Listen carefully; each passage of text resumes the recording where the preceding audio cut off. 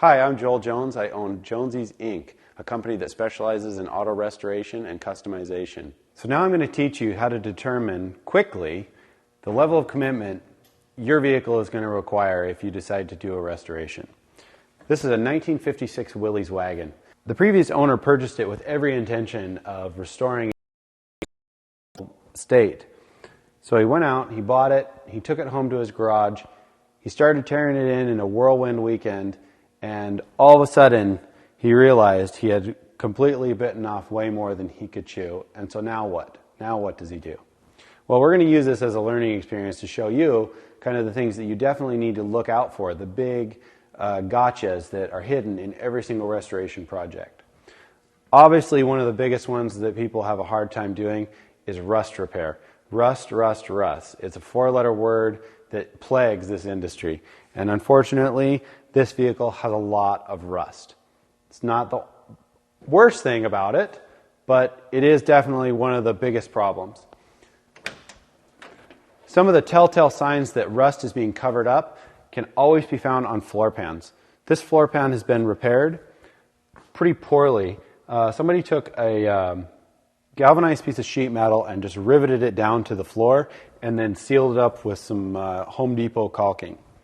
Terrible, terrible repair, but you can't see it if it's underneath carpet. So you've really got to get those coveralls on, climb underneath of them, stab everything you can with a screwdriver to determine how much rust is really in there, because that is the biggest detriment to first-time restorers actually having success with their restoration. The other thing you need to keep in mind is you just have to get a feel for the vehicle.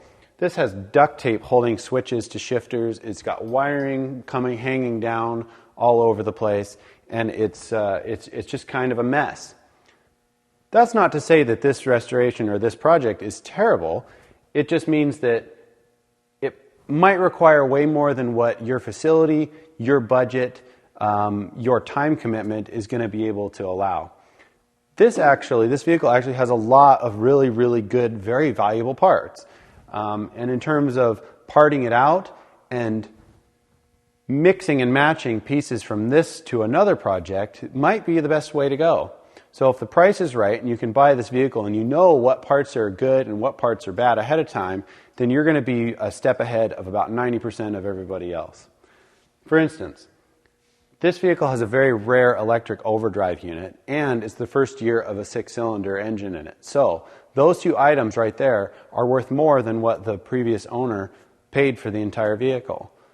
So keeping that in mind, you may just have to pound the payment, hit eBay, and wait, join a couple car clubs, and try and find a restoration project that fits what you're capable of and what you need to do.